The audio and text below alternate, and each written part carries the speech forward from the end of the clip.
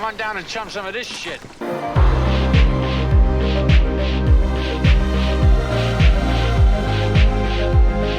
This shark, swallow you whole.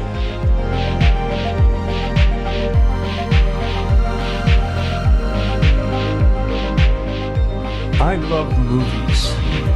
Gosh, I love movies.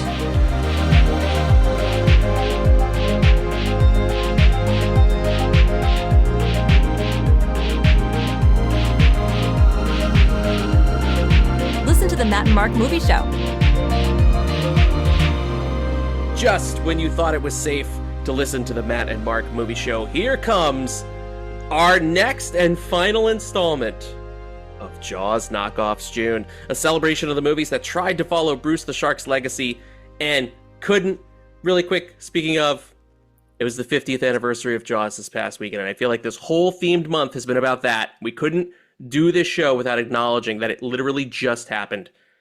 More on that to come.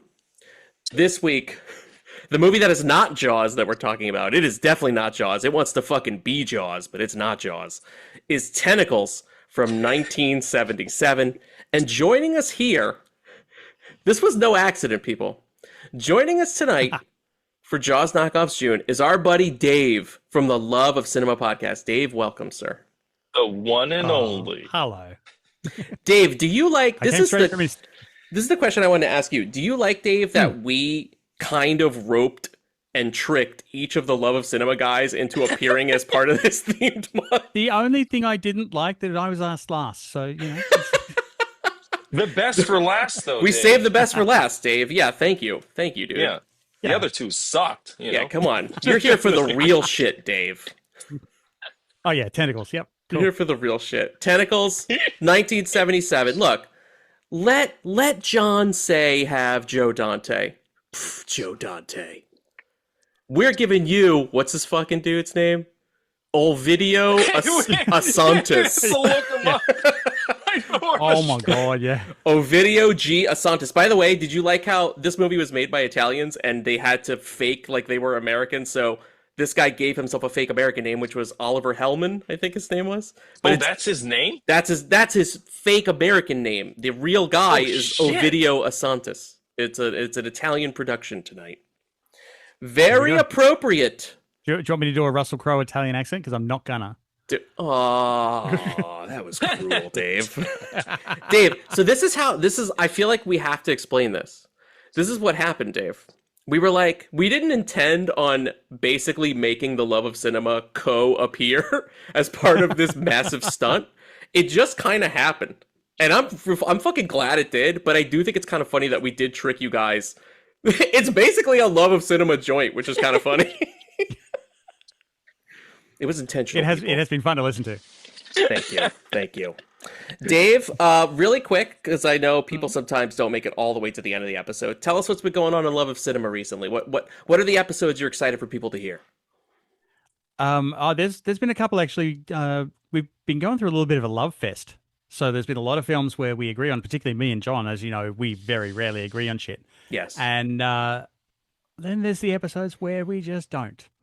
And they're the fun ones, but I'm going to let people find them. Okay. All right, good. There's some where we get along and some where there's like it turns into like an hour-long argument. Oh, wow. Wait, are you guys still going even though Jeff is away right now? No, we took 2 weeks off. Took 2 weeks off. Okay. So, Jeff didn't have anything else to focus on because that's a lot. It's a lot. It is a lot. It is a lot. I did think it was kind of funny. Tonight's movie was an Italian production made by Italians because your co-host, Jeff, is actually in Italy right now. And somehow, by the magic of Ovidio Asantis, Jeff fucking called from Italy and left you a voicemail, Dave, that we're going to play. That's big surprise number one. That motherfucker. Here we go. Direct from Italy, people. It's drunk. It's Jeff. I think they're all drunk over drunk. there. I hope it's like, I feel like even like the little 10-year-old kids, Italian kids smoking cigarettes and drinking wine. Everybody's constantly drunk. Yeah. Uncle Ovidio, they're talking about your movie, Tentacles. Come over. Here he is. Ladies and gentlemen, Jeff, direct from Italy. Take it away, Jeff. Hey guys, it's Jeff. Of course, a car just drove by right when I started this voicemail. And I'm with Angela. Hello. And we're in Montepulciano, Italy, Who's Angela? which is in the heart of Oh, there's a Tuscany. good wine Drinking a there. lot of Sangiovese. Oh my God, there were no cars for the past fucking 10 minutes. Not a single one. Anyway, we're in the heart of Tuscany. It's good to know, by the way, that even though Jeff is across the globe, he's still acting like Jeff in New York. He's still cursing still at in the cars. car. Yeah, he's fucking angry. Gosh, there were no cars for on an parking. Italian street for the last 10 minutes. Bullshit. Hey, a lot of Sangiovese. Oh my God, there were no cars for the Here he past goes. fucking 10 minutes. Here he Not a goes. single one. Anyway, we're in the heart of Tuscany. I have to be honest, I don't know what movie you're talking about in your episode. Oh, Jeff, this come week. We don't have, He does. even our Wi-Fi sucks here. But I wanted to ask you two things. Well, at first I was going to say, because everybody, whenever you wanted to sound Italian, you say Stanley Tucci here. You go, oh, va bene, Stanley Tucci. So I was going to ask what's your favorite Stanley Tucci performance, and then I thought, I wonder if Mark knows who Stanley Tucci is. I'm kidding. Wait, But- Mark, How dare Mark, he? do you know who Big mouth who Stanley motherfucker. Tucci is? Yeah, of course they do. Transformers. Transformers, right? I mean, duh. His greatest performance, Transformers, Yeah. as that knight or whatever. He's That's been in a your couple go-to? of those, yeah. Mark, didn't you just see him in Fountain of Youth with Jim from The Office? Wasn't Stanley Tucci in like that for a whole scene? He was in there. He was Mark and he Stanley was just Tucci in a like show, this. A show I did. That's right. Okay, wait, here we go. say, because everybody, whenever you wanted to sound Italian, you say Stanley Tucci here. You go, oh, va bene, Stanley Tucci. So I was going to ask what's your favorite Stanley Tucci performance, and then I thought, I wonder if Mark knows who Stanley Tucci is. I'm kidding. But we just walked by the Museum of Torture. That's the wine talking, Mark. It's the wine. They have a lot of medieval forms of torture in a museum. And since you're all sick perverts, I wanted to know from the three of That's you, the what bondage is your club, Jeff. favorite movie torture? Yeah, I was going to say, Jeff, is that your hotel? Is it the Museum of Torture or is it your hotel? We're in the lobby. Yeah. There's a swing in our room. Yeah. Yeah. They call that the elevator. That's not a euphemism. But we just walked by the Museum of Torture. Where they have a lot of medieval forms of torture in a museum. And since you're all sick perverts, I wanted to know He's from the not three wrong. of you, He's not what is wrong. your favorite movie torture scene? Oh. And I'll give you an easy one. I'll say Casino Royale, the Daniel Craig, where, oh my God, I forget his name, the Danish guy. That's where he's hitting the Has, balls. like the big bag Mads and the rope and Mikkelsen just to like the hitting balls. his balls when he's That's right. naked. Mads Mikkelsen. An easy one. That's an easy one. That's like, you know, for the fans. But what are your favorite movie torture scenes that should be featured in the Museum of Torture? Ci vediamo. Ci vediamo. Ciao. Oh. See you soon. Dude, first, fucking give it up. First off, for calling from his Italian getaway. Jeff, Yeah. thank you. And for Jesus. walking that far with a butt plug inserted. Oh my goodness. That's right. Grazie mille to Jeff. That's my favorite torture is the butt plug walk through Italy. The butt plug walk of shame. Oh no. You wonder why there were no cars? The taxi's not stopping for you, buddy. Favorite torture scene in a movie? We've got two things on the docket again. Thank you, Jeff. Thanks to Jeff for calling in. So now I can tell this story as we're thinking about the questions that Jeff raised. Torture scenes and Stanley Tucci and butt plugs in Italy. Dude, so you know that I have the podcast phone number connected to my phone. And I have it so that if I'm asleep, right, you have to call me like 3 times to get through. Because it's nighttime. The phone knows it's nighttime. Mm-hmm. Dude, he must have called like 3 times because at 4:30 this morning, my phone went off fucking loud and scared the bejesus out of me, Jess, and the cat. Everybody like scattered. And Jess, we had one of those Everybody Loves Raymond moments where she was like, who died? Something's wrong. Someone's calling. And I looked at my phone screen and I was like, it's Jeff from Love of Cinema. So thanks, Jeff, for giving me a heart attack this morning at 4:30 in the morning. You're going to miss 3 important family phone calls just thinking it's Jeff at 4:30 in the morning. Yeah, exactly. Exactly, dude. They'll find pieces of my mom on the side of the highway. And I'll be like, it's just Jeff. It's just Jeff. God. Yeah, he took it to the Museum of Torture. 5 stars on Yelp. Museum of Torture, 5 stars. It got real. Okay, my favorite Stanley Tucci, Big Night. I think Big Night is probably my answer for everything. I love Big Night. I'm obsessed with Big Night. What do you think, Dave? You got a favorite Stanley Tucci performance?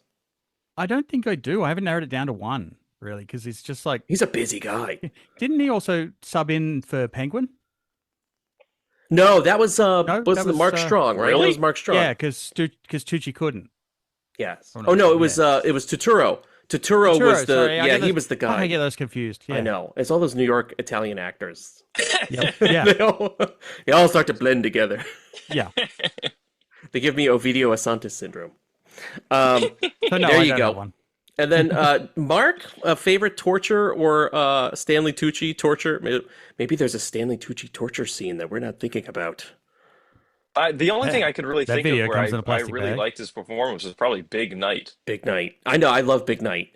Dude, you know what I remember that a lot of people iconic. don't remember is that Stanley Tucci began his career in the St. Bernard movie Beethoven. And in that movie, I believe Beethoven bites his What? dick. I'm not kidding. I think Beethoven bites him in the dick. Oh, that's my favorite torture scene, man. Oh, that's Tucci torture. That's what I'm known for my whole career now. Fuck yeah. I swear, I think he's like in in a kid's movie, you got to have like a bad guy. I think he's like a crook and fucking Beethoven bites his dick. I swear it's a real I have thing. to on my favorite torture though, and it's not technically torture, but True Lies. When they're trying to get information out of him, they inject him in the neck with a thing. Yes, with the truth serum. Ask me a question you know I'd tell a lie to. Are we going to die? Yep. Yes. Fuck, that's a good one. Oh, I fucking love True Lies, man. It's been a long time. I gotta rewatch True Lies. So there you go. Thank you again to Jeff calling in from Italy. This is now twice, by the way, because Jeff appeared on Free Willy, and now he's cameoing here in the Tentacles episode. Jeff's all over this whole month, dude.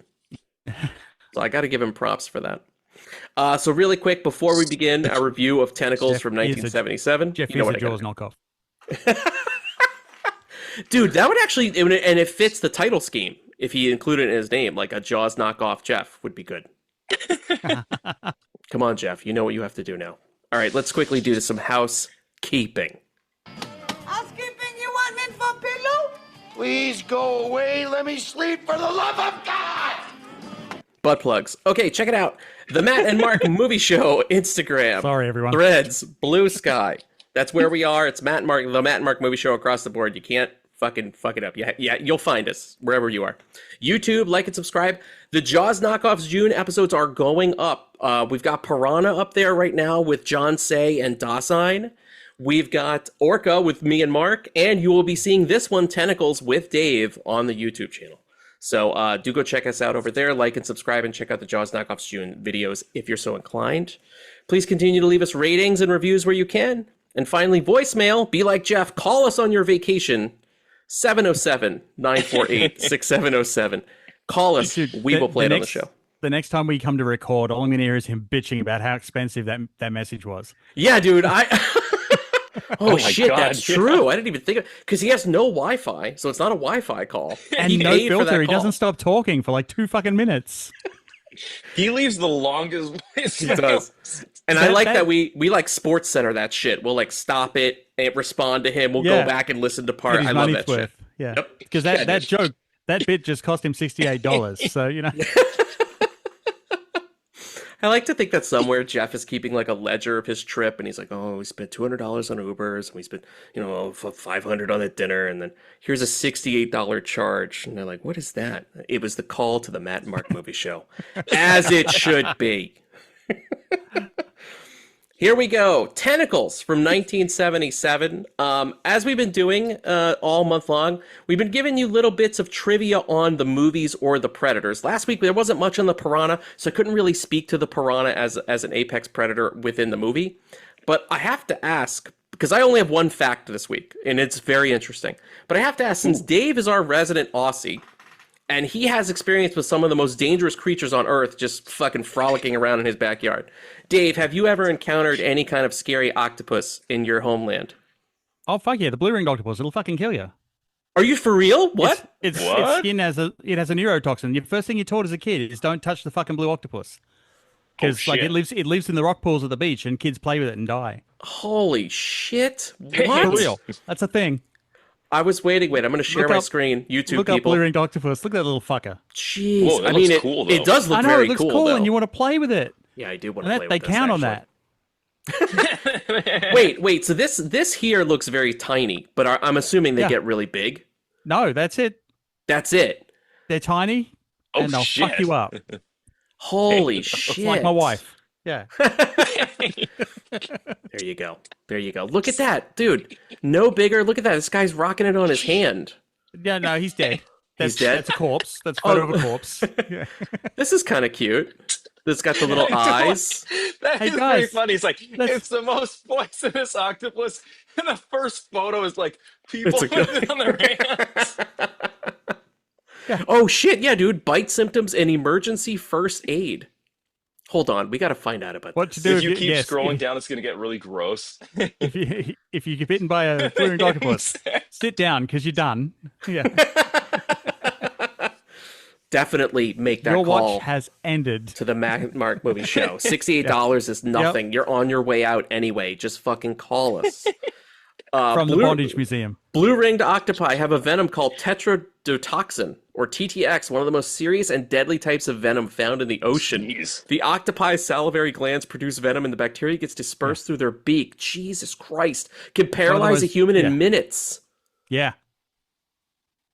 Oh my god. Holy crap. I'm not going to Australia. You that's just for sure. forget how to breathe. Hold on, Dave. Are these things just swimming around like at your local beach, or you have to go out of your way to find these things? Well, a lot of Australian beaches have rocks at the ends, like the cliffs and stuff, and there's rocks at the bottom. They love living in the rock pools.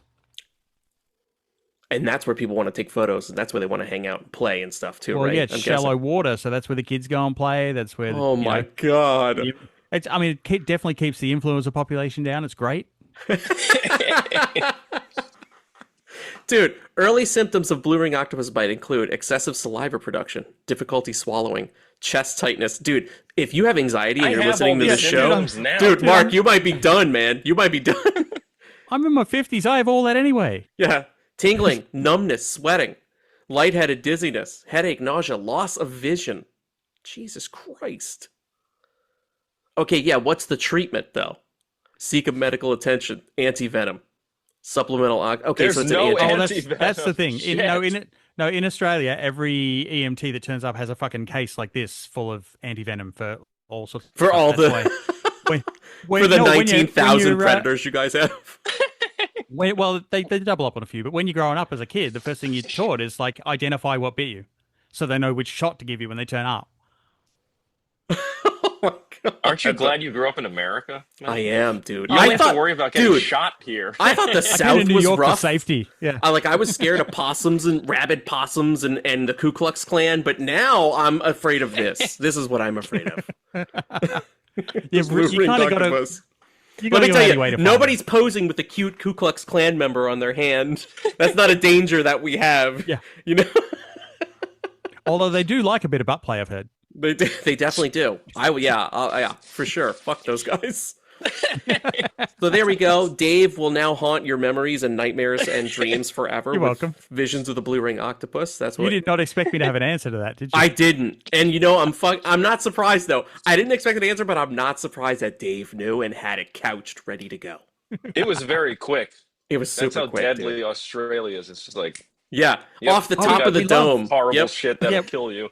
We love talking about the deadly stuff because it keeps the tourism manageable. Because everyone's like, fuck that, I'm not going there.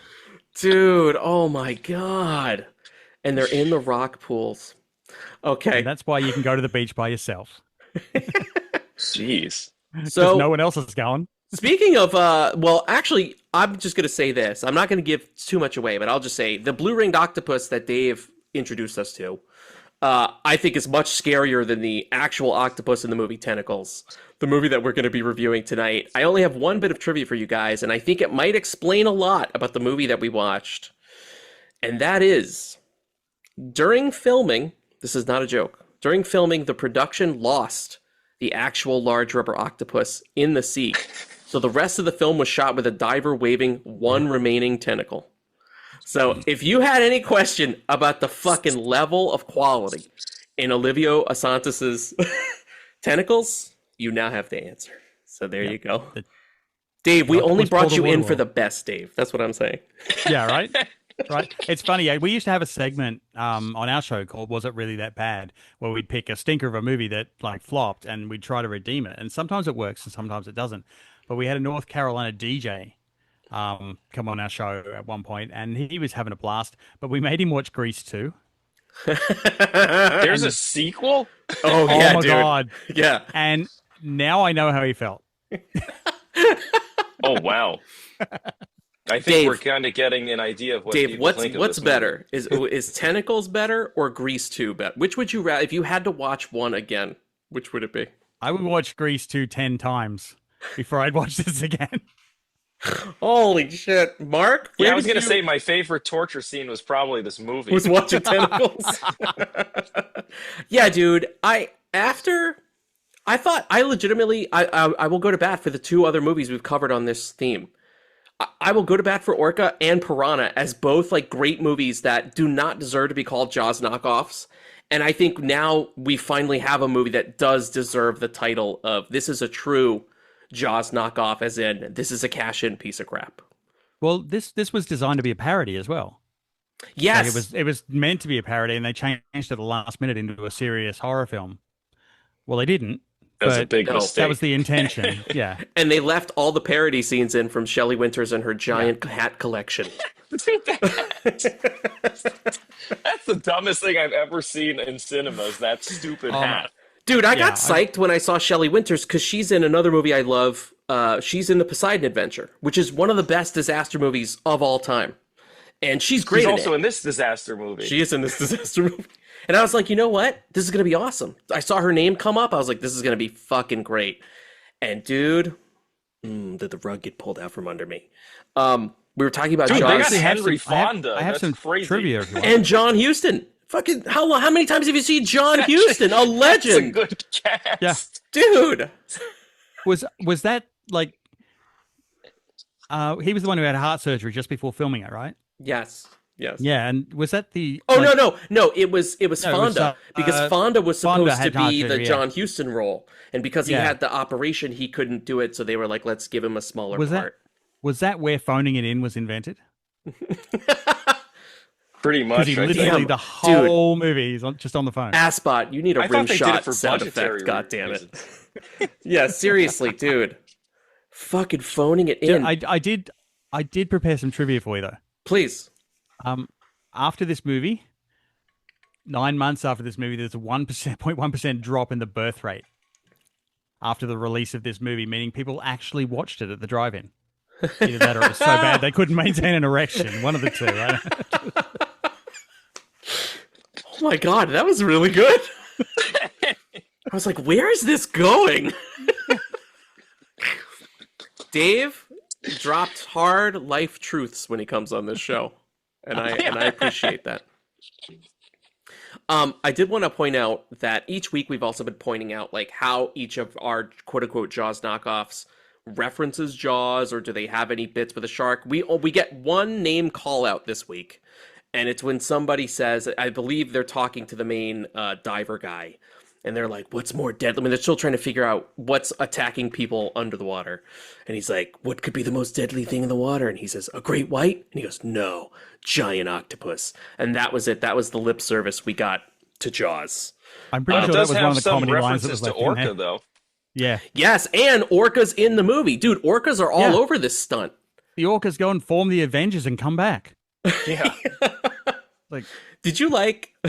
Fuck it. Let's just talk about the dumb Did shit. I like the movie? I don't know. No. No. Like, dude, did you like the little orca puppets at the end fighting what was clearly a very tiny fake octopus? And then Oh, at no, it one was- point it was they had to real. show the diver, and then the diver was like a little toy diver that they had jammed into some coral. His little toy legs were I- going like this.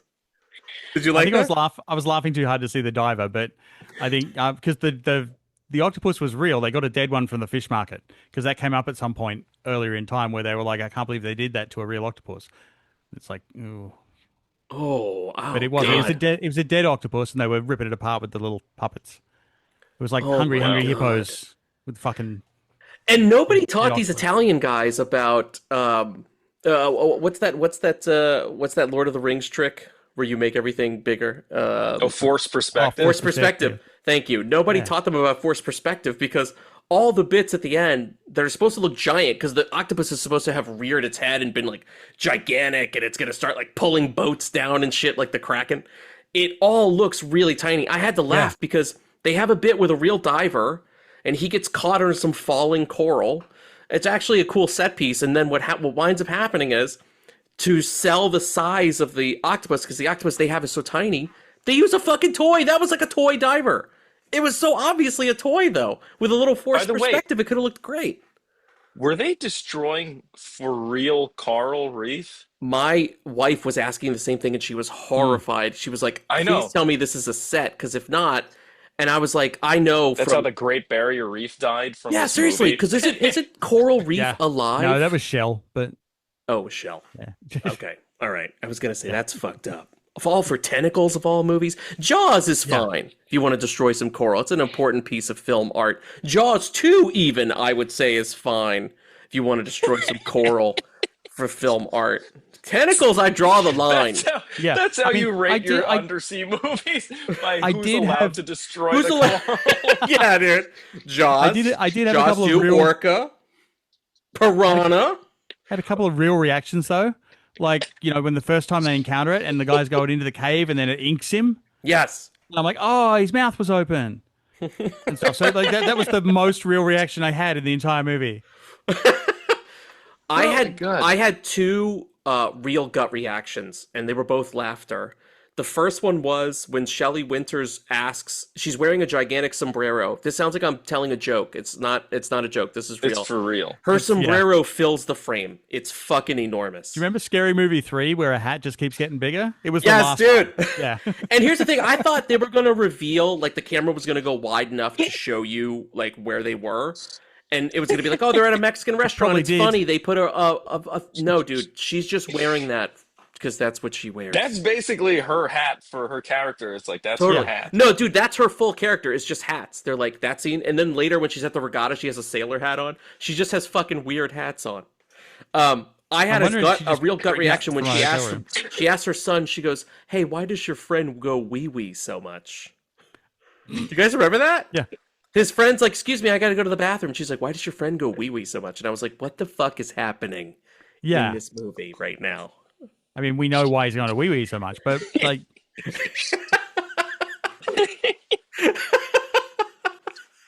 Dude, the other gut reaction I had was another Shelley Winters moment where later, during this big scene, it's like this regatta scene where all the kids are racing sailboats.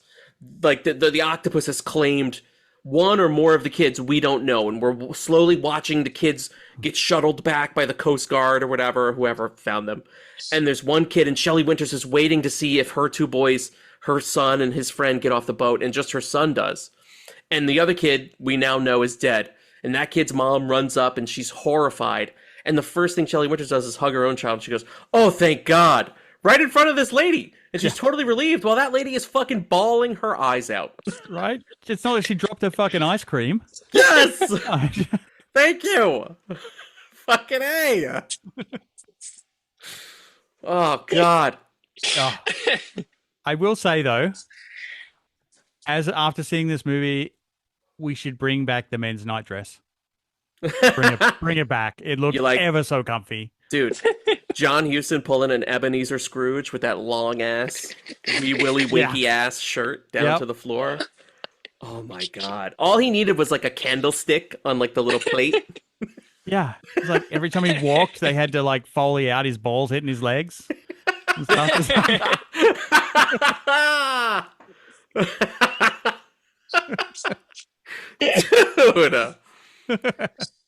Dude, what is up with the fashion in this movie?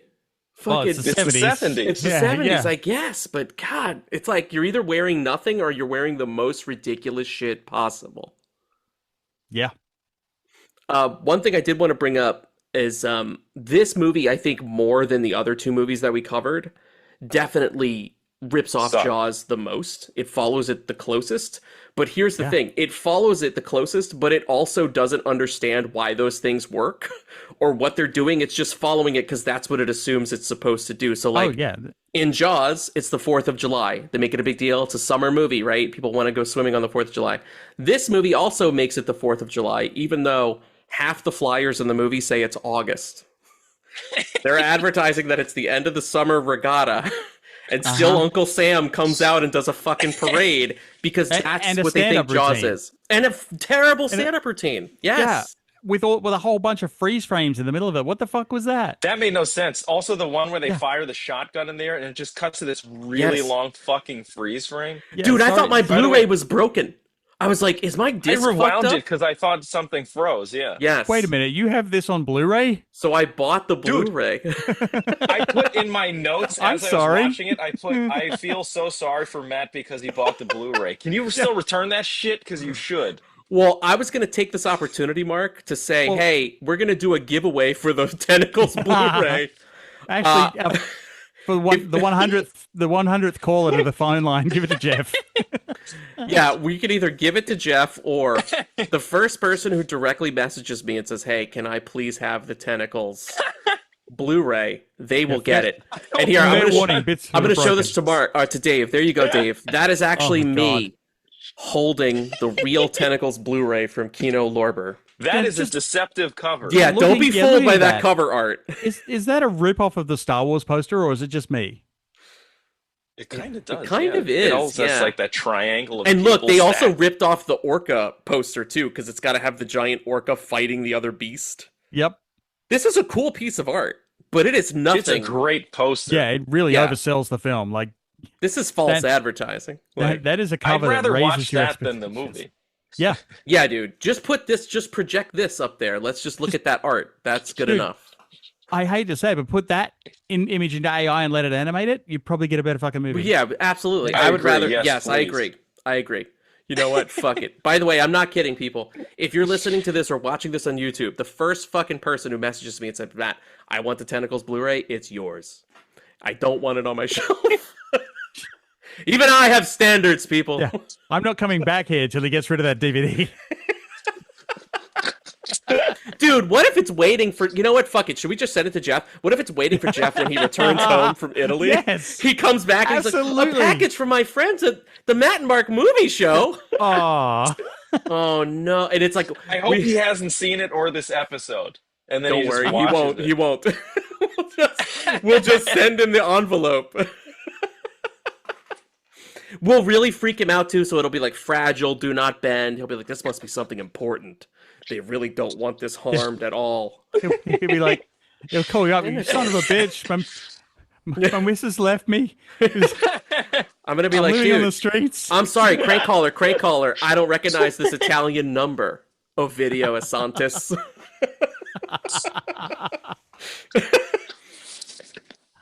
Dude, another way that this movie tries to completely emulate Jaws and miss is it has our top three, right? It's got a fake Quint, a fake Brody, and a fake Hooper. The fake Brody is just this police chief who has maybe 2 scenes, he does nothing.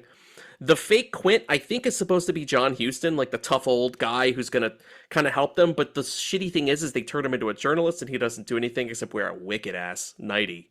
Good for him. Yeah. Most people he in does. this movie don't do anything. They don't do I don't shit. Even, I'll be honest. I was like, what the fuck is Henry Fonda even doing in this movie? What is even the He's main guy barely in doing? it. Yeah. The main diver guy, who's basically like Hooper in this movie, but they just turned Hooper into the hero. He's like this weird Southern guy. I was like, was this guy like a big deal at the time? Because I was like, I don't understand why he's here. How did you get cast, sir? Is what I want to know. Also, the other thing they had was the haunting theme music as well, because like nothing Oh my god, is I more fucking hated that music. dude, nothing so is much. more nautical and tension-inducing than a harpsichord.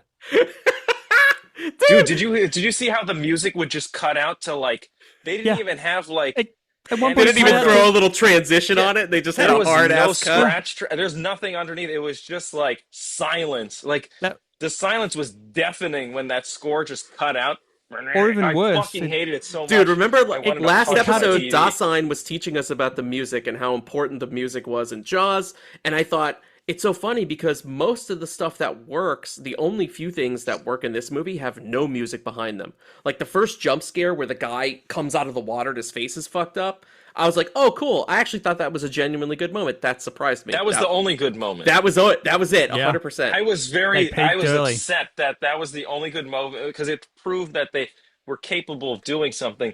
But you know what the strange thing was? Did you notice the cinematography was like total ass? They just used it was all long It was lenses, hard not super to. flat. Yeah. And the other thing too was like, you know what? Here's the crazy thing. It's like they had a helicopter shot, but the guy holding the camera was doing this. They have underwater shots. Yeah, because he was It's like hanging out they the had fucking budget. door like this. Yes. The other thing too is they had that amazing crane shot where when the boats are searching in the background, you see that huge crowd and it goes to them at the picnic table. It's actually a pretty decent shot, and you can tell they set it up really well. The fucking music ruins it. It's like this shitty lounge music. Like, what the fuck are they? Well, this is what I was thinking? talking about. Like, it was like, that's why I was surprised, remember, with Orca, because I was like, this should be shitty. Like, the 70s soundtrack should be really bad, and that movie is very wisely just used, like, the sparse guitar. It was really moody. And here, this is what I was talking about. This is what I was afraid would sink Orca, was music just like this. And it was completely, again, learning the wrong thing. Watching Jaws and going, oh, a movie like this has scary music when the predator, so that we should have something like that too, except it shouldn't sound like a fucking bean commercial or something like. That's the Italian shit, though. Dude, yes. The harpsichord is very scary. No? The harpsichord. Shut the fuck up. I mean, it is, but not for the reason you're intending. Yes. Jesus, dude. I want to say I would like to suggest, in the heart and the spirit of my show, a drinking game for this particular movie, because every time you take a shot, every time something tries to play as scary, but it's just fucking laugh out loud funny. Because like when they're going up in the little pod thing, and then the fucking eyes looking through the window at them. Yeah, that's really good. It's like the fucking the octopus has snuck up. What the fuck are you doing in there, Dude? How are you going to survive any Shelley Winter scene in this movie with that game, Dave? that's the other upshot too. If you wanted to know what cameras they used, it's in her sunglasses almost every time she's on camera.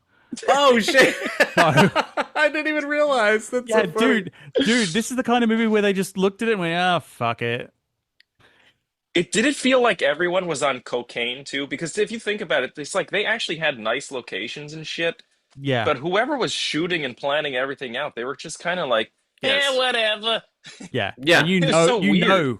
at Daily Rap, everyone's in the hotel bar just questioning their fucking life decisions Yes. with this movie. Like, Because I really do hope that there was one guy who truly thought this was going to be the next Jaws. Like, he was like, this is just, I'm so honored to be a part of this. Every day I go to work. I bet it was the fat guy on the boat. I bet 100% it was that guy. He thought he was going to be in Jaws too. I've never seen characters just written in to be fish food. Yes. I also was like no how other that purpose. they were forced to give the fat guy more characterization than the actual main characters in the movie, because they were like, we need to have a reason that this hot girl is hanging out with this guy. She's got to be mad at him because he's fat. boat. They're gonna wonder. Yeah. They're gonna wonder. It's gonna take them out of the scene. They're gonna wonder why she's hanging out with him. She has to be mad at him because he's fat. And by the way, in that scene, I felt seen. I was like, God damn it. You gotta lose the weight. You gotta lose the weight. It's important. You can't be on a boat. Dude, I did like when the guy kept fucking with him and popping up and scaring him and the fat guy would get mad. That shit was funny. Yeah. But it again, wasn't funny in the way it was meant to be. No, and it wasn't funny the third time. Every fucking scene in this was twice as long as it needed to be. Yes, especially again, I think this is the most egregious one, where again, they really try to rip off Jaws. They try to have a heartfelt scene below deck, where like, just, the Quint scene where they're comparing the scars. It's like the most famous scene in Jaws. It is the scene, right? They fucking dare. This movie has the gall to try that with the fucking southern mushmouth diver guy and his random friend. And he's like trying to be heartfelt below deck about losing his wife, who, by the way, he talked, Jess, the producer in the booth pointed this out. She goes, that fucking guy talked more to the whales than he did to his dead wife. He also felt like he didn't really give a shit that his wife died either. Yes. Which was very odd. It was glossed over completely. There's no reaction to it. He has like no emotional response to it, really. He's just he's more emotional to the whales at the end. Like, I'm so glad you guys came back. You're the best. He was fucking the whales. Yeah. Getting some blowhole action. That's right. That's not a euphemism, but he did it. He did it for real. Fucking Italians. Fucking Italians. Olivio Assantes. Dude, usually, did anybody else get Giallo vibes too? Because like everybody that wasn't Shelley Winters and John those are good. Dubbed. Like the fact that everybody was dubbed, every line. It got to the point too where even the Southern guy at the end, they started to dub him. I was like, what the fuck? Why is his sync all weird? What's going on? I thought my Blu-ray was broken again. Be it for a second. And then I was like, okay, no, it's just really bad dubbing. I'll be honest, this movie, the more I watched it, I was just getting angrier and angrier. Me too. I fucking hated this movie so much toward the end. Dude, when's it gonna end? Mark, are you saying that this is a lock for our first not Jawsome? No, yeah, this is not Jawsome. The only person who probably found it Jawsome was Joel Schumacher when he ripped off that Batman suit-up scene at the end when they're putting on the dive suits and they're doing all those close-ups. God, dude. I can't think of one good thing to say about this movie. Close-ups. It's like, you know that joke in Robin Hood Men in Tights where the camera goes through the window? I think they were filming like that. Because I bought a Blackmagic camera, and like the early Blackmagic cameras, they have like this was back in the day, and they have a exaggerated crop factor, so like your 35mm lens turns into a 50mm lens almost, and that's what I think they shot this with. Like someone went back. There's a shot of some guy's ankles just going past. I'm like, yes. what the fuck are we watching? There was a shot where minute? John Huston was talking to the fake Chief Brody, and they couldn't be bothered to do two angles, so they just had an awkward angle up his butt while he's sitting at his desk. Then he walks past. That doesn't look good either. So they can end on the master shot with John Huston. And then the other shot where they're having a whole conversation. You don't see it. You see a pair of boots walking down the dock. Yes. And it just follows the boots for the whole conversation. I'm like, for a second, I was like, fuck, because I'm watching this on Tubi as well. I'm like, did they cut to a shoe commercial or is this still the movie? Dude, did you feel like you were having a stroke when Uncle Sam was doing his comedy routine and it would just hold on Shelley Winters? And I was like, are we meant to be thinking that... Are we supposed to be listening to this conversation? Yes, what are we... I was getting confused. I was like... And then I started to realize, I was like, oh, they don't have footage. They have no coverage. They don't have anything to cut to. So they're like, fuck it. They don't have a sound man. They have no sound man. Dude, not only did the octopus... Not only did they leave the fucking octopus in the ocean, they left several crew members, a cameraman, a boom guy. They left the whole fucking crew on the bottom of the ocean because there's nobody there to shoot this movie. And that's why you're getting freeze frames and shit that don't make any sense. Oh, you know what else didn't make sense, by the way? At the very beginning, I was just like, first, this lady just leaves her baby in the middle of nowhere and just has a super long conversation. And then also, we're supposed to assume that this octopus, did it climb on land and pull it down? Yes. I'm pretty sure it tentacled it. That's what I thought. But when you see the actual distance when they show the carriage in the water, it makes absolutely no sense. Yes. So threw that little motherfucker. Maybe he took a tentacle, threw a rock at the stroller to knock it down. I would have loved to. That would have made this movie 100 times. How about better that? They waste 20 minutes on the whole like, oh, it's the radio signal. The radios in the boats are attracting the octopus, but there's never a concrete scene where a science guy just goes, hey, by the way, this is the frequency. This is why the octopus is doing this. It's never resolved. We get a lead into what the frequency is. Yes, and then it's dropped. 70s monster movies have to have the fucking science guy. Like, I had hope when they did the baby thing because I was like, okay, it's a 70s film. It's not going to have a happy ending. The 70s movies are a lot like modern British television. They're not afraid to kill kids left, right, and center. Yeah. And so, yeah. And I was like, this is going to be good. And no, I even sat through the 5-minute shot of the radio. Yep. Just spouting numbers, which I can only assume was the opening to Starsky and Hutch Go to the Beach. And Dave, they had to fill the time somehow. And they were like, this is the best we've got today. But feature length is only 70 minutes. They went way over. It's like you didn't need to do all this shit. Dude, they could have revealed that the fat guy who got eaten was the science guy. And they'd be like, well, we can never get the answer to that question because the one scientist who was on island is dead. It was the fat guy on the boat. But also, I don't think you want your science guy to go out comically. It's kind of... Doesn't it feel odd that it's like all these deaths and they never called any specialists? Yes. Well, the divers are technically the specialists, but all they're good at is diving. They're not like... Yeah. They're not even oceanographic experts, which is what their fucking thing claims. Like, that guy... They got inked. Like, at least Hooper knows sharks. That's why he's on Amity Island and Jaws. He knows every kind of shark. He knows how their digestive tract works, right? This guy has no science. He's just like, I dive and I'm friends with a whale. That's his whole shit. And the whales actually do all the work. The whales did everything. It reminded me of watching fucking Shyamalan's Old, where they're trapped on the beach. And oh my god! Oh, every single fucking person on the beach, you just knew way too much about quantum physics.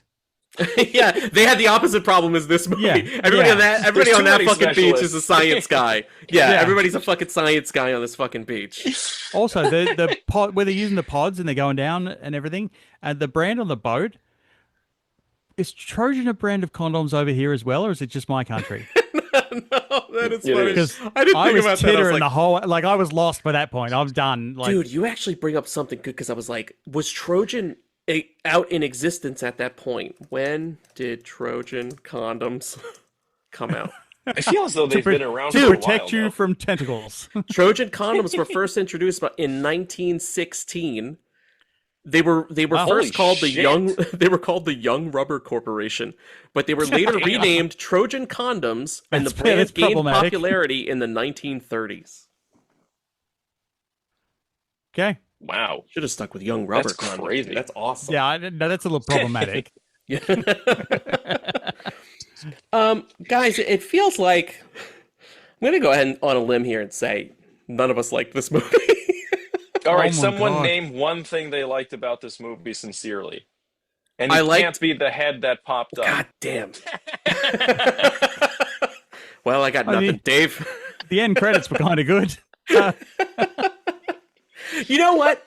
Some of the underwater photography, devoid of it being a narrative film, devoid of it being like a monster movie, just seeing two divers underwater was kind of pleasant for a little bit, like in an ambient way. Like, I was like, oh, I could throw this on and just watch some dive. Like, you know when you throw on, you guys throw fish tank footage on YouTube? I do that sometimes on my TV, but then and it's so nice. In the middle of the fucking dive sequences, like, suddenly there's the sound of some guy rustling aluminum foil. And I'm like, what the fuck was that meant to be? And then you get to the end of the movie and they're under the water and there's this I'm like, is the fucking octopus coming out with a machete? What's going on?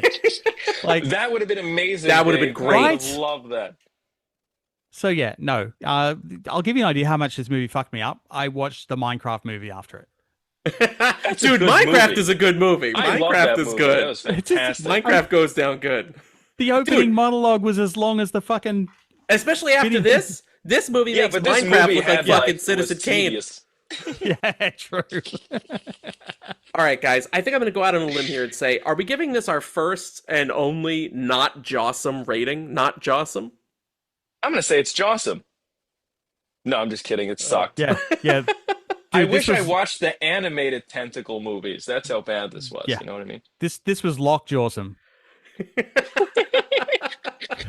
I'd rather get stung by that blue-ringed octopus. Yeah. I was putting them on my arms to take the edge off. Anything to get away from tentacles. Dude, I was going to come on this show and be like, oh, you guys watch this on streaming. My Blu-ray looked so good. My Blu-ray looked like ass. It did not look good. I was like, it looks terrible too? It doesn't look good. I just think this is a movie where the assets don't exist to make a proper Blu-ray. It just looks the way it looks, Mark. That's it. They couldn't even afford all the frames in the movie. There's no money for a fucking remaster, okay? I honestly thought that Tubi had severely cropped the image. Nope. They had not. No, they did not, dude. Wow. They did not. It looks that shitty for real. And by the way, my offer still stands. If you want the Tentacles Blu-ray, the first person to message me, or I'm sending it to Jeff. Gets his hand on it. Everyone save Jeff. Dude, I hope Jeff puts this on his mantelpiece. All right, guys, there you go. Tentacles, our final movie of Jaws knockoffs, June. And we did, at least we did the homework. We truly did get a Jaws knockoff, because I was worried it was going to be as fun as it was to watch good movies. I was like, is every week going to turn into us being like, this movie was actually good? And no, it's not. No. Then you get I kind of feel sorry for Dave, actually. He got brought on for the worst. That was not our intention, Dave. I remember we truly wanted to save the best for last for guests and movie. I mean, I had more fun writing my notes than I did watching the movie because I'm like, I'm gonna fucking crucify this thing. Is it because you had to look down from the screen? Yes. His eyes got rest from the movie. Yeah, my hand kept trying to go. God, I hope I have more notes to write. Yeah. Dude, this is not so much a monster movie. It's like a cautionary tale. This is what Jaws could have been in the wrong hands, though. Yes, 100%. That's true, actually. 100%. Yeah. That's a great way to put it. Yeah. And also, too, I rewatched Jaws this weekend for the 50th. And it called into question. I just started to see, I was like, for this movie. I was like, oh my God. No, I was like, to Dave's point, you truly see what a movie like this is in the hands of a master and what it's in the hands of when you get an assontis. With emphasis on that ass. With that assontis. Yeah. Dude, do you know my Jaws story? Please. Because it came out like when I was a kid in Australia. And it was like this new movie, Jaws, and it was so popular they did a making of and showed it on TV. And they showed Australian television, like in Australian films, we get a little slightly different rating system. They're a bit looser down there. So they put clips from the movie in this TV special. And I'm sitting in my living room. I'm, what was it? I would have been about 6, maybe 7, I think, if that. And watching this thing. No, it's a bit older. But it showed the clip where it gets up in the boat and the guy slides down and it's just chomping its way up the fucking guy. That was on television. I didn't go in the fucking ocean for 6 months. Oh my God. Only 6 months? Damn. Traumatizing. That's good. Yeah. Well, there's nowhere else to go down there. We're surrounded by it. Like, yeah. They're like, Dave, come play with the blue-ringed octopus. What's the matter with you? Yeah, it's safer. Yeah. Dave, put this on your hand. Yeah, the shit. But also, like, Paul Hogan, who was Crocodile Dundee, had a comedy sketch show as well. And he had a thing as well that it was the piranhas, and they got in the toilet system. And every time someone opened a toilet, it'd jump out and latch onto their neck.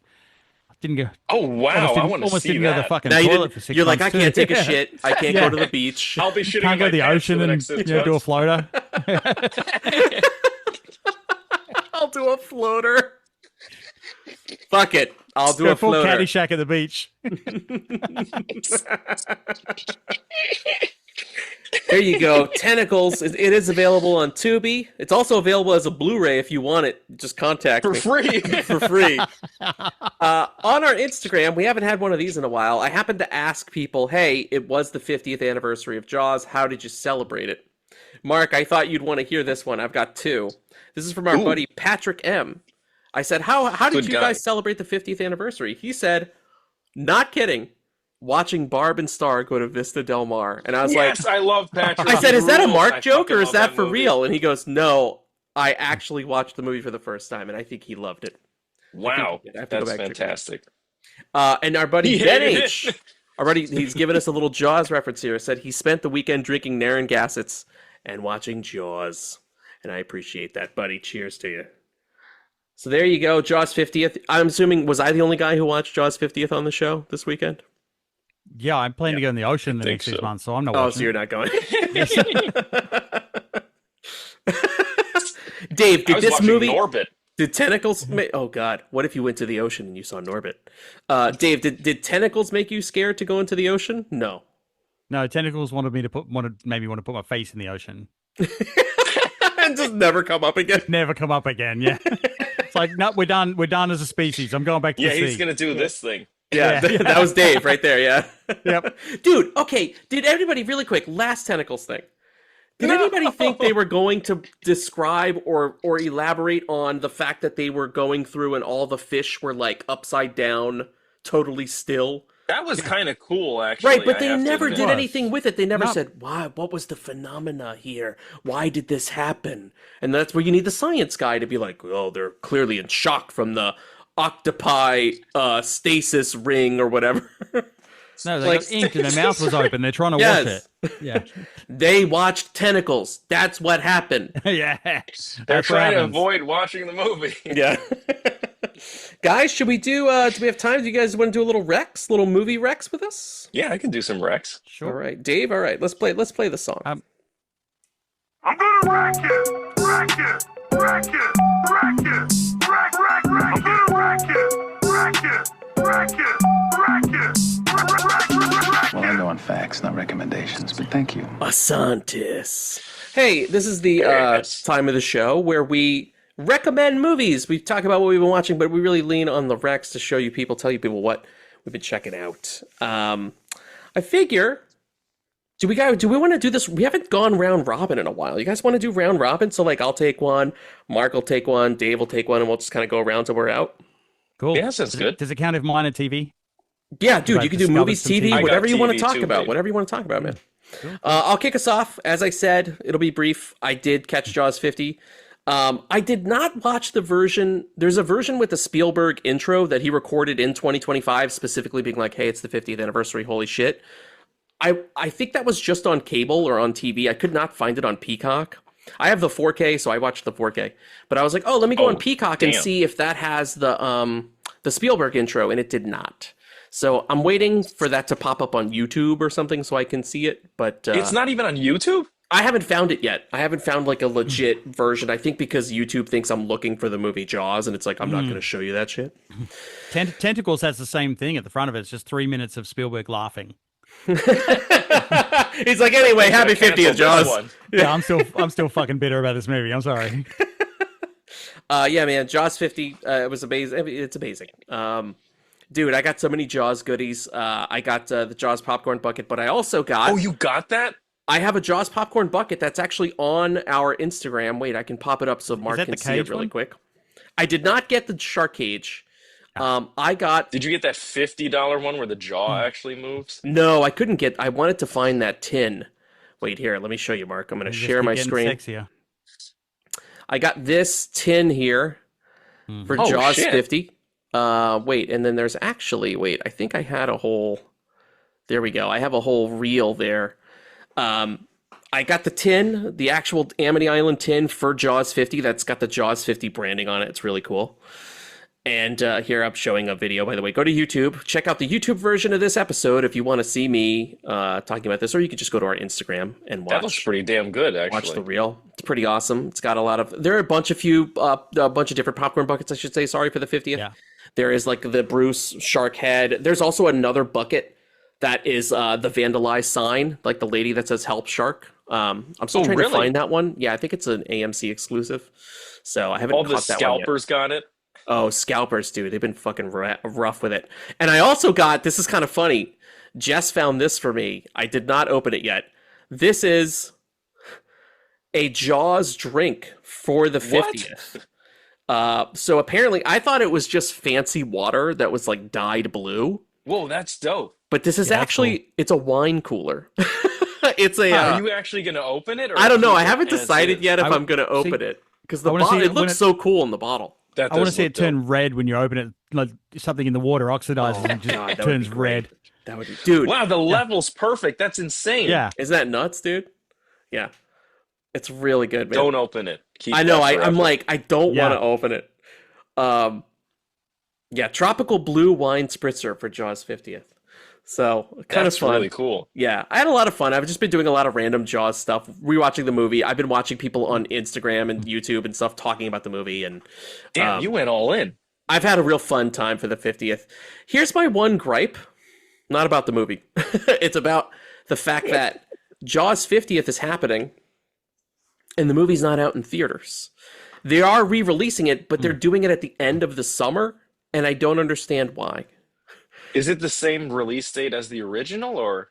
That's what I thought, but I think that was this past week. I think that's why they were celebrating the 50th on this week, but for some reason, the theatrical re-release is not happening until August. So I don't fucking understand. Dumb shit. They're trying to keep it with the tentacles, August. They're trying to keep it the fuck away from Superman. That's what they're trying to do.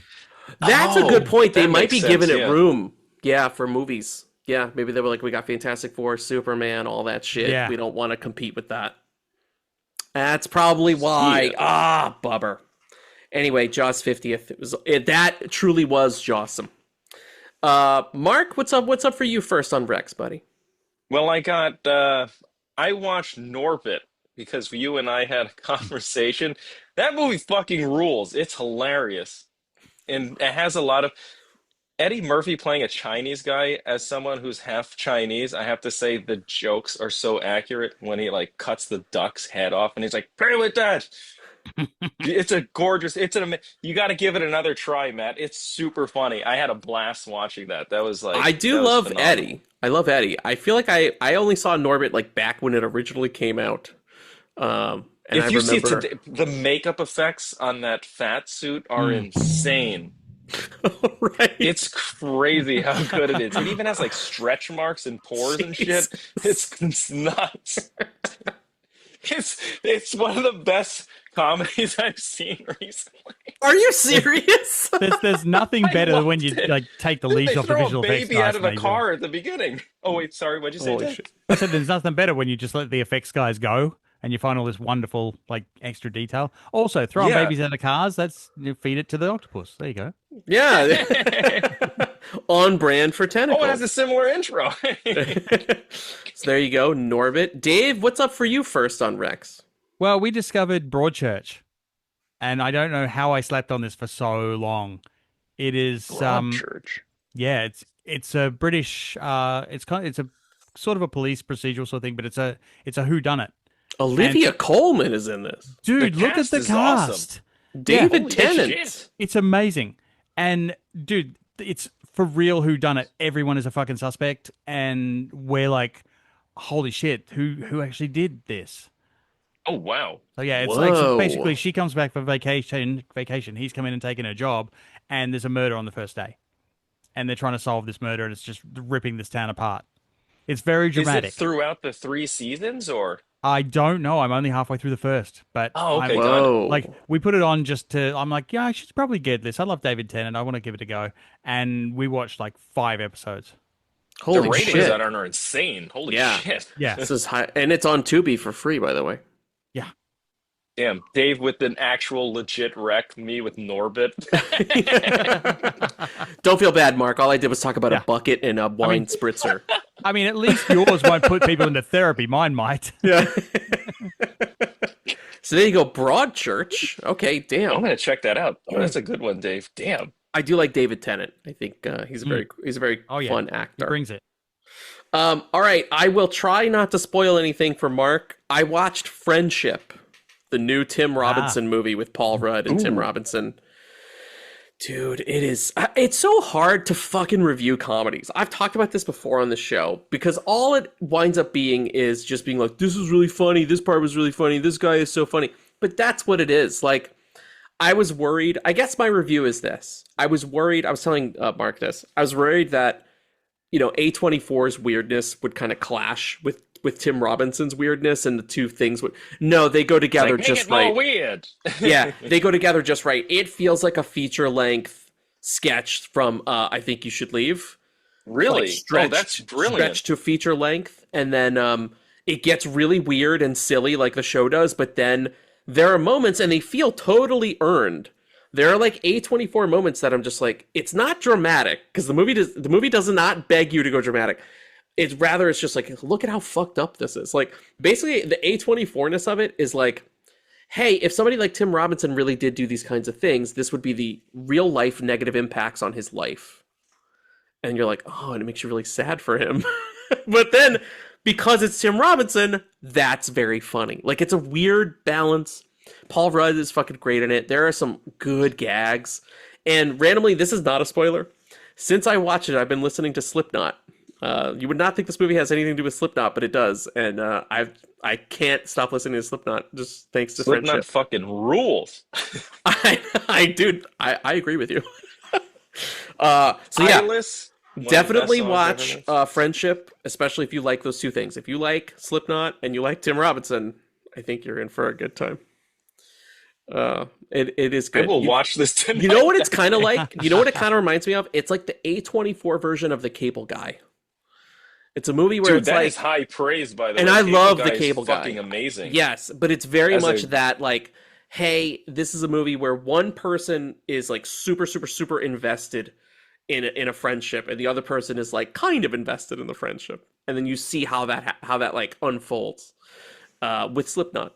It's fucking great. Holy shit! I'm very happy to hear that. Really good. Really good. Mark, what's next for you, buddy?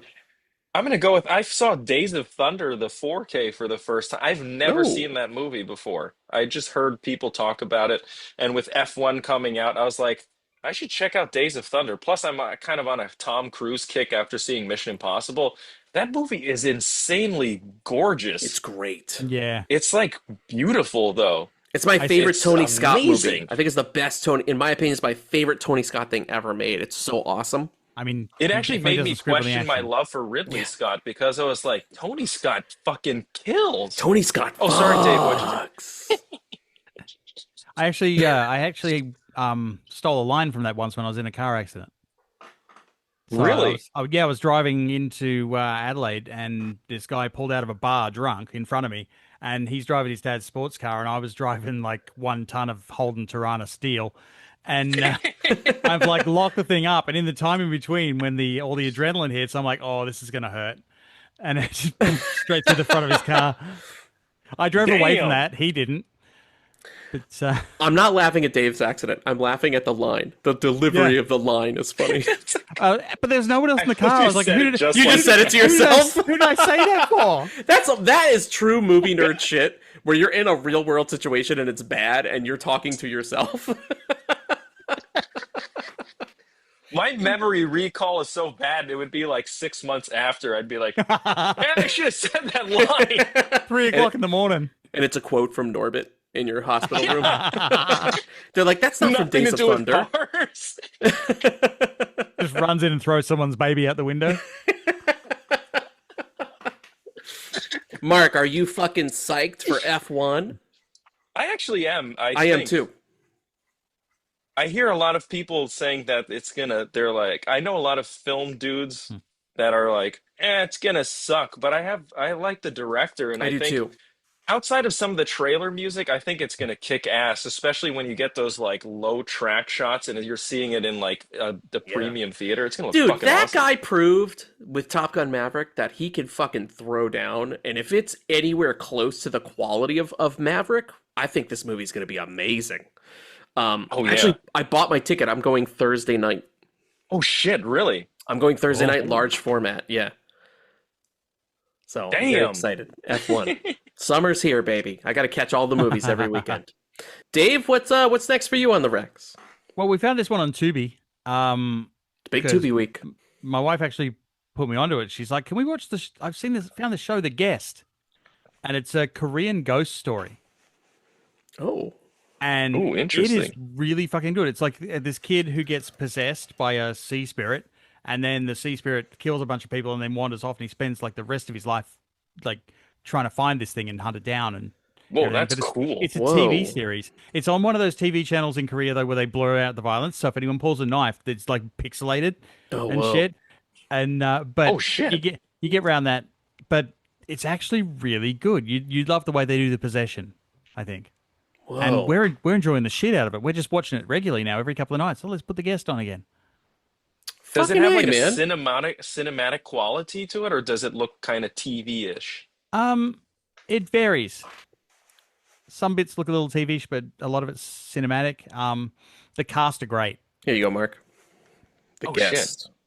Shit. This is it, Dave? This sounds dope, that's it. Actually. Don't mind me, What's guys. on- I have to have a tub. on Netflix now? Tentacles gave me indigestion. That was you eating the octopus at the end of it. Dave, that wasn't aluminum foil you were hearing on the soundtrack. It was me chewing a tum. I had to get some Tums. The movie upset my tummy. Why were you playing the harpsichord at the same time? Oh my god! Just to be a cool guy. Just to throw some sound on it. Holy shit, Dave recommending everything with like a fucking 8 out of 10? Yeah, man. All my shit's like 4. Dave bringing real heat this week. Real heat. He's like, you fuckers, you invited me on for Tentacles? watch this. I'm going to actually bring high-quality entertainments. These are the things I'm watching. Yeah. You made me watch Tentacles. My wife wanted to watch The Guest. You fucking guys made me watch Tentacles, so thanks a lot. There's beef there. Arby's, we got the meats. Oh my gosh. Yeah. That's right. There you go, The Guest. Tentacles, it gave me the shits at the Matt and Mark movie show. Tentacles gave my whole family the shits. Thanks, Ovidio Asantis. Can someone post me a Tums? Dude, when you send out that disc, put a couple Tums in there without any explanation. You'll need these. You'll want to drop them right when you see Shelley Winters' sombrero. That's about the best time. Well, holy shit. Dude, I swear I have a note that says 1 hour in, and there better be fucking tentacle Armageddon for the next 38 minutes because I was done. And you were sorely disappointed. I was sorely disappointed. Dude, that poster is such a lie. Because that fucking octopus is it's as big as the Golden Gate Bridge. It's fucking fighting an orca, a ship. Apparently, a diver's holding that tentacle. Imagine they just left him for lunch. He's like, fellas, can I stop now? Like the camera crew's gone. Have you've seen the Tim Burton movie Ed Wood, right? Have you seen Ed Wood? Yeah. There's that bit where Bela Lugosi is like, fuck it. They're like, we don't have the motor for the tentacle. It doesn't work. And Bela Lugosi's like, fuck it. He just starts ringing around in the puddle. That's what this movie is. It's the feed. Actually, Bela with the tentacle is better than all of Tentacles. better at tentacle effects. Yeah. All right. I'm just gonna rip the Band-Aid. I saw 28 Years Later this weekend. I believe Marcus also saw it. Dave, did you see it? That was gonna be. I was gonna wreck that as well. I totally agree. That's dope. I'm not gonna get locked into a theater and see that. All right. I'm not. I need to pause that. Do you care if we? Well, maybe we won't spoil too much. No, it's okay. It's okay. Okay. Go Mark, let's talk about 28 Do you Years like Later really quick. looking at penises, Dave? I do. Do you like I look at mine all the time. dicks? I said I look at mine all the time. You should have been like, Dave, do you like looking at penises? Before you answer. This one's zombified and it's gigantic. One of those things negates the other. Did you feel? I'm going to tell you something. I felt inferior when I saw the alphas weighing. I was like, oh, I know, no. Samson. I was like, come on, man. I was like, damn it. I was like, everybody's more blessed than me. Like, I gave it 1 star just because of that. You were mad? Dude, 28 Years Later, it was great. I have one gripe, which I'll talk about in a moment. But I thought it was a really solid movie, and I was not ready to like this movie because I wasn't like the biggest fan of the other two. I thought they were fine. I think the first one is good. I thought the second one was okay. This one is like the best of the bunch, I think. I think it's like a solid... Oh, yeah. You know, more than anything, I think, you know what? I'm going to keep my review positive.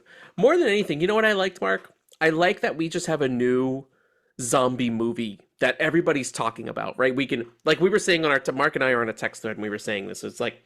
We disagree on certain things, and we're like, it's just cool that there's a new horror movie in the community that's getting us all talking. We're all excited. We're like, all weekend we were checking in about it. Yeah. It's good. And it feels unique and big, too. It doesn't feel like... It feels like an event. Movies feel so, small. Yeah, this is an one event. Is just like, Big. Big swing and event. It is a big... Also, I was not expecting it to be that disgusting. Oh, I think you were saying that gigantic. Yeah, it's like, wow. I was not expecting it to be that long. Is it a baby's arm holding an orange? No, it's zombie dick. Okay. If you think about a Sony movie where they're showing like a deer's head getting torn off. Yes. Or a naked zombie lady giving birth. There was like really shit that felt transgressive that I was like, this is a studio movie in 2025. It's fucking nuts. They're getting away with this. Oh, yeah. And it's like the violence pays off. It almost feels like you're watching a video game when you see these zombies get killed. Yes. It's really thrilling, actually. Yeah, it is. And they wisely expanded on the lore. Like, there's a whole universe now, and it's just like these are the different types of zombies, different styles, right? And then sort of like but it was good. I had so many questions because it's like you have this one isolated community that's living like they're in Arthurian times. Like you can be a farmer, you can be a forager, like, but then the plague or whatever is clearly contained to the UK. So I'm like, are the sequels going to touch on the fact, like, is the rest of the world normal? Well, I think so Yeah. because that guy was talking about being an Amazon driver, right? And they were like, Yes. I have no clue what a delivery driver is. So I feel as though the rest of the world, and he has all high-tech stuff and like proper gear that's like very modern. So I think the rest of the world is just doing fine. And poor England, they're just like, Is in this the is a shitter. contaminated shithole. We'll just Yes. leave them there. It made me feel really bad for them. And I was wondering, that's when I put my like NYU film hat on. I was like, what's the subtext of this? What's the symbolism of this? That if it's just happening in this country, what are these guys trying to say? You know what I mean? I started to think about that. Is that what it is? Holy shit, that'd be great if that's great. the actual reason. Dude, go see 28 Years Later, everybody. It's really good. I'm imagining most of you who are listening to this have probably already seen it. Mark, did you see it? You probably saw it in Dolby. You saw it in like a nice... I saw it in Dolby. I would say Yeah. that this is definitely a theater experience. Yeah, like for even sure. though you hear about iPhone this and that, It's a don't small worry. part. It's a small It's- percentage yeah. of the movie. It's very small. It looks gorgeous and they mix all the footage beautifully. It's very tactile. It feels like very kind of like that punk anarchist vibe because you're cobbling all these different styles together. So it does feel extremely British. And it's really I think it's done beautifully. And That's a the good effects call. are fantastic and they feel very like physical too. Like that can't one remember if gas I- station scene looked crazy. Like the Oh, sets yes. with all like the foliage butane or just whatever and throwing shit, like over. floating. Yeah. I love that cloud of just Yeah. gas smoke hanging over the gas station. That was so cool. Yeah, it's great. The Yeah. detail The, levels are insane. The original was that the first one shot with the red camera? I I think it was shot with a PD-150. No, it was right? actually Yeah, shot actually, with right, I that think- Canon. It was the Canon. Oh, That Canon one that looked like a XL. chainsaw. The Canon XL1. XL. Yeah. Yes, yes. I You're remember that absolutely thing. right. But dude, it's the same. Isn't it the same cinematographer, Anthony Dodd Mantle? Yeah, that guy's the shit. That's I fucking love crazy. that dude. He did Dread too, which was awesome. Yeah. like I that love guy Dredd. knows how to Dredd shoot, rocks. man. Yeah, Yeah. same. I love Dread. Dread's fucking amazing. I want them. They should just give us an Amazon series. They're clearly never going to make a sequel. Just give them a series or something. I know. Before that guy gets like ancient. I don't know, man. I just saw a picture of him as Johnny Cage, and he's looking like pretty young. Yeah. Yeah, I know. I was surprised. Like, what the fuck is that Damn. guy taking? I was like, yeah, seriously. You know what he's not doing? Watching Tentacles. That's what he's not doing. That'll fucking age you. So there you go. 28 years later. Yeah, I'm pleasantly surprised. I did not expect to like it as much as I did. I'll tell you this. You got a lot of great actors in it, and they all give great performances. But I tell you, to me, the kid in the movie, he steals this movie. This guy, Spike. Amazing little actor, dude. Like, we love to talk about like good, real kid acting on this show because it's so rare. And this was like one of the best child performances I've ever seen. People have been saying he reminds them of like a young Simon Pegg. I got more kind of like young Colin Firth kind of vibes from him. But he's fucking great, dude. He reminded me a bit of like Christian Bale in Empire of the Sun. Just like a very serious. It's like a kid that's also a very serious actor. Yeah. It's so easy to have. That is a ballsy move, though. Like, you could have a shit kid actor. Oh my god! And then you're that would've stuck with him tanked for the that movie. Yeah, totally. But I thought Jodie Comer was amazing. Ray Fiennes is great, of course. Come on, Ray Fiennes is going to be great. I'm excited for the next one. Next year. I think January, I think. Jeez. So there you go, 28 years later. You know what? Should we kick it to Dave? I feel like we both kind of shared that one. Dave, you got anything else for the Rex there? That was all I had. Oh, dude, all right, fuck it. Let's keep going. Mark, you got anything else? What you got? I have 3 left. Should I just rattle them off? Or... Wait, I got. How many do you have? 2. I got 2 left. Okay. I watched. I'll do this briefly. I watched Cocktail, which was really good. I didn't realize it was actually pretty serious and kind of sad. You thought it was just a silly I thought it bartender was going to movie? be like a comedy, and then it just was like, oh god, this is pretty heavy. I mean, that one's a great example of like when the party's over and they turn the ugly lights on. Like it happens about halfway through the movie. The ugly lights. Yeah. When they all the women realize ugly what lights on. And all the women realize what they've been talking to for the last 2 hours. Oh. But I had actually, when I saw it, I had never heard of anything about it. Maybe I saw like the poster, so I didn't know what I was getting into. But man, Tom Cruise fucking kicks ass. That guy he's a rules. good fucking actor, man. Really Yeah. good.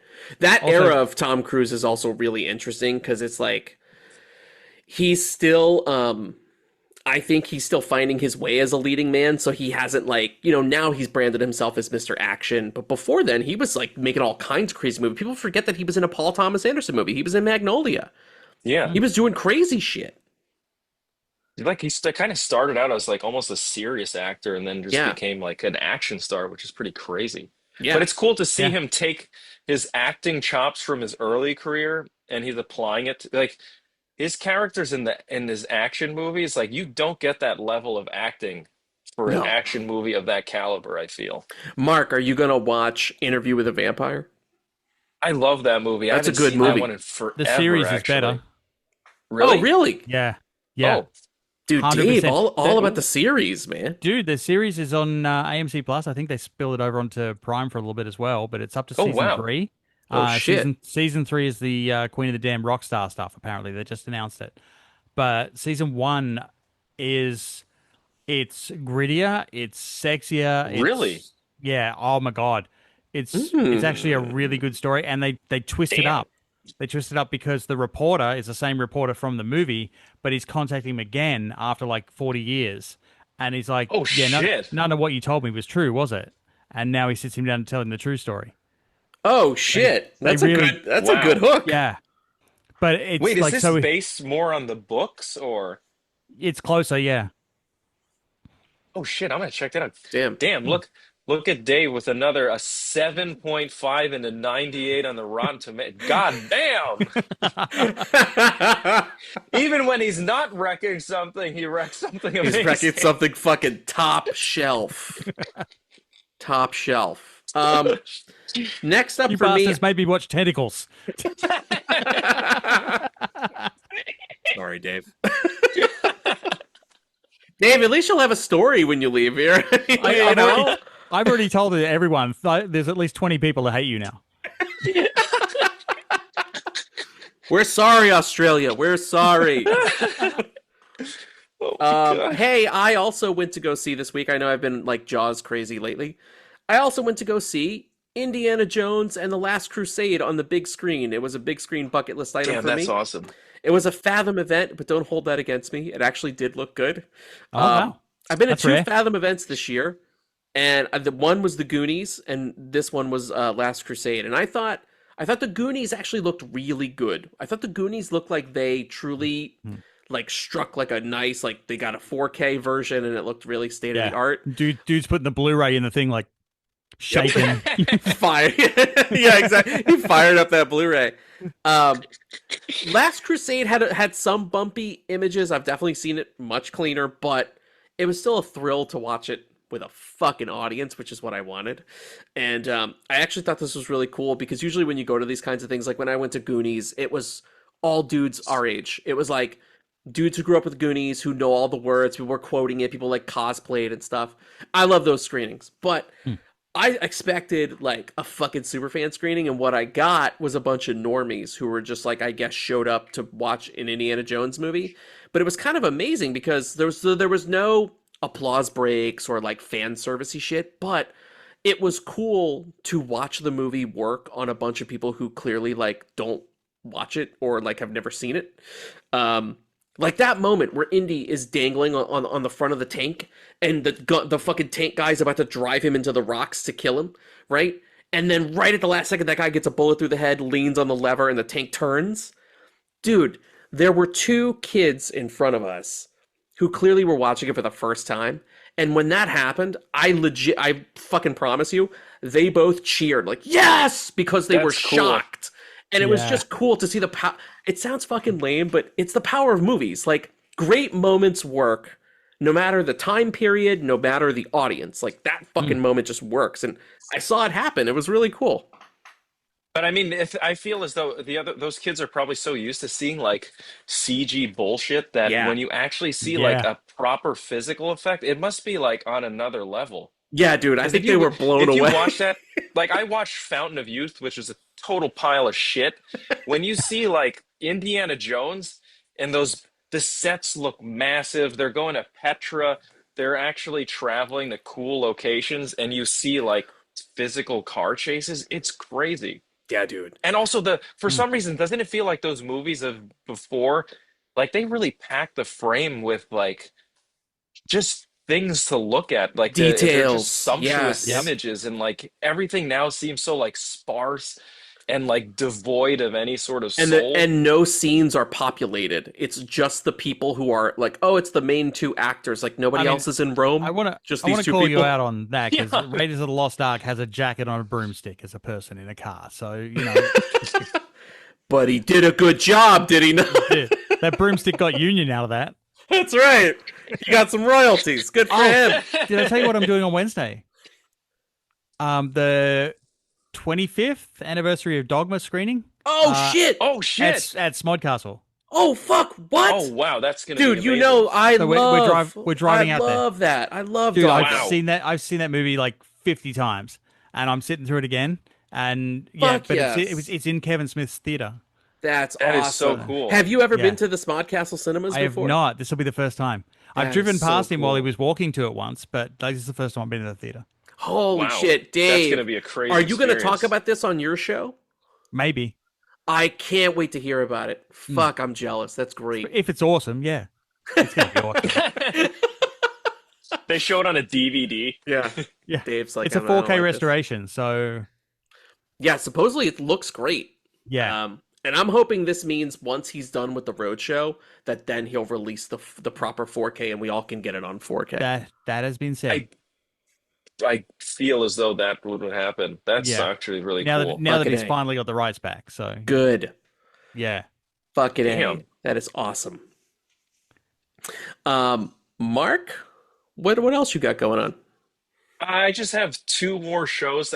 I finally was like, I've been paying for this Apple TV Plus shit and I never use it. So I watched I'm a big fan of Owen Wilson and kind of like sports underdogs. So I watched Stick, and it's actually I think one of the characters is annoying. I won't give it away, but it's really fun just watching Owen Wilson, and he's like a really likable person to watch on screen. Like he feels very sincere, and it's just I think I'm like 3 episodes in, but so far it's really good. It's shot really well. It's fun. Mark Maron's awesome in it too. I love It's Maron. like it's got a great cast, and it's just like something. It's nice to see something a bit uplifting before you go to bed. So that's what I've been watching. Fuck yeah, man! That looks good, dude. And I don't care about golf stuff, but I like sports underdog stories too. And I've whatever promos I've seen for it look good. So it's definitely on my list now for sure. Not watching Apple TV much. You've done Ted Lasso, right?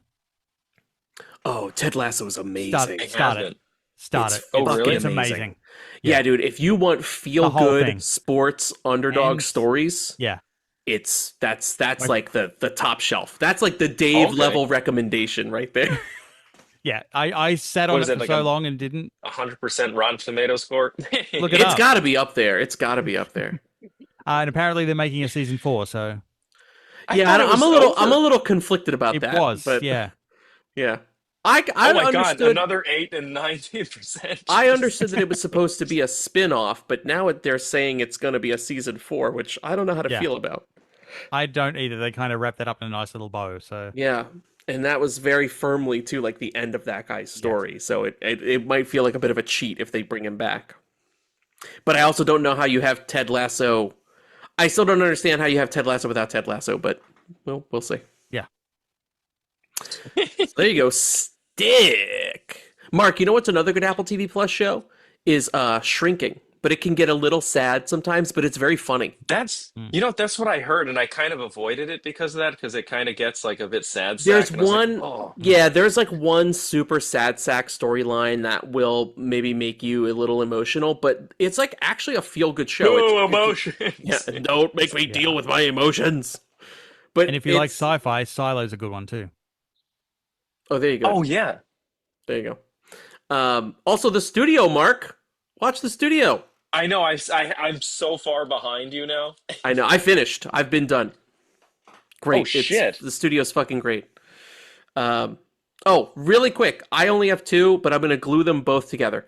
They're both animated, and I believe one of them is a Mark Rec. I've been trying to get better about watching my Mark Recs. My Mark Rec for the week. I watched The Bad Guys, which is an animated movie that Mark loves and talked about a couple episodes. The second one's coming out too. That's what kind of inspired me, because I was like, I have a running list of Mark Recs, and I was like, this is on there. And I saw a promo for The Bad Guys too, and I was like, this actually looks pretty cool. So Jess and I were just tired the other night. We were like, let's just put something on that's like entertaining and pretty. And we were like, let's go for something animated, but let's watch something we've never seen. And we wound up watching The Bad Guys. I'm really enjoying it, man. Oh, cool. I have nothing, like, I don't have too much to say about it. I just thought it was a really solidly entertaining movie.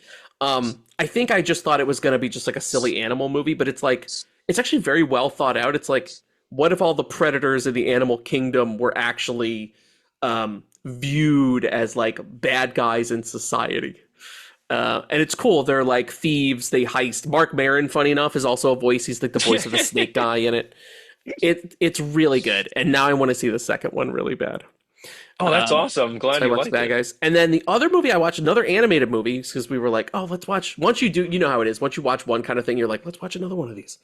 I was like, hey, why don't we watch an animated movie we've not seen? So we were like combing through shit. I realized I had never seen Atlantis, The Lost Empire. Have you ever seen this movie? That sounds very familiar, actually. It's a Disney, it's a 2D hand-drawn Disney animated movie from that's old. 2001. And it's voiced by Michael J. Fox, which is already amazing. Like right there, if you're a fucking Back to the Future fan. It's an Atlantis movie. The time, like I know, it's crazy. It's a sci-fi movie. That's what's nuts. I know I'm saying things like Disney and animated. This is actually like a steampunk sci-fi movie. And a lot of its design, one of the main designers and animators on the movie is Mike Mignola, the creator of Hellboy. Oh, wow. Right? So that guy drew all the characters, and you'll start to see, like, if you like the Hellboy comics, which I do, if you're a Hellboy fan and you watch Atlantis, it's going to look like a Hellboy movie to you, which is kind of cool. Oh, that's cool. Really cool movie, man. You could tell they cut a lot out of it. This is one where I wish they had a big extended cut, because there's definitely like a good 20 minutes, I think, missing, where you're like, oh, if only they would have like expanded this one guy's character, it would have been really cool. But it's still a blast to watch, and it's beautiful. It's just cool. It's full of cool, like, golden age sci-fi serials kind of tech, like steampunky submarines and people with like jetpacks and like ray guns and shit. It's fucking awesome. Really cool movie. So Atlantis, and if you have Disney Plus, all their shit, I gotta give Disney cred, man. All the shit on their service, if they say it's 4K, it's 4K. Like, it looks fucking great. Oh, they actually have a 4K of this? They do. It's not available to rent, but you can stream it or view it online as you will. But there exists a really good looking copy of this movie. So it's cool, even there, because this is like D tier. Like, nobody's talking about this. So even their D tier releases, it looks fucking good. So definitely worth your time. Atlantis, The Lost Empire. Very cool movie. I will check that out. That sounds dope. I'm looking at stills from it. It looks crazy. Yeah, especially if you're into Mike Mignola, definitely check it out for sure. I didn't even realize he did anything for Disney. That's nuts. Yeah, me either. I was shocked. I saw his name in the credits at the end, and I was like, what the fuck? So you always get you in the end. Yeah, that's how it is. Everybody works for Disney eventually. All right, that's it for me. Mark, anything else for you? I just have 2 quick ones. It's just also Apple TV Plus. I watch Murderbot, which is really fun, and I also watched this other one, which is kind of weird, almost like a semi-strange Wes Anderson-y kind of feel. It's called Government Cheese. Oh, and it's really cool. It's about this guy who who invents a self-sharpening drill, but he also has like this past where he was like robbing banks and shit, and they kind of like coincide with him trying to like do something good for his family. It's really cool, and it's shot really well. If you like really like defined color palettes and like really strong cinematography, it's fantastic. Like everything is coordinated. It's gorgeous. It's one of the nice. It looks, but it's not over the top like Wes Anderson. It's like someone kind of scaled him back, and you're like, okay, that's too much. Wes Somebody Anderson. put a leash on him. Yeah, it's a really saturation it's a good down show, more. though. Are you saying it's less Anderson? Yeah. Look at It's his lesser known cousin. Sorry, everybody. There you By go. the way, if you want to get your money's worth out of Apple TV, there's also Paradise. Paradise. Okay. Paradise. I challenge. Don't read too much about it because I challenge you to pick the twist that happens in the first episode to see it coming. Because you. Oh, okay. Ooh. Yeah. I think I think I may have watched the first episode, and it's really goddamn good. Yeah. It really is. Mark, I'm surprised you haven't watched yet Dope Thief with your boy Ridley Scott directing the first episode. You watched it. The pilot is fantastic. It's awesome. It's really good. But did you want to Did you want to continue watching the show, or you were like, for sure. Okay. It's just like you get. There's just so much. There's stuff too to much watch content, now. dude. Yeah, there's too much It's content. just like you're just getting bombarded. I'm with, starting and it's now all big where names like too. I feel like I have this attention span where I'm like I can handle one series at a time. I can't juggle more than one series, or I'll just be like I freak out about it. So I'm just like I watch movies, and then when I'm in the mood to watch a TV show, I'm like that's all I'm doing. I'm just watching this one TV show. I don't watch other TV shows. I just watch the TV show until it's finished.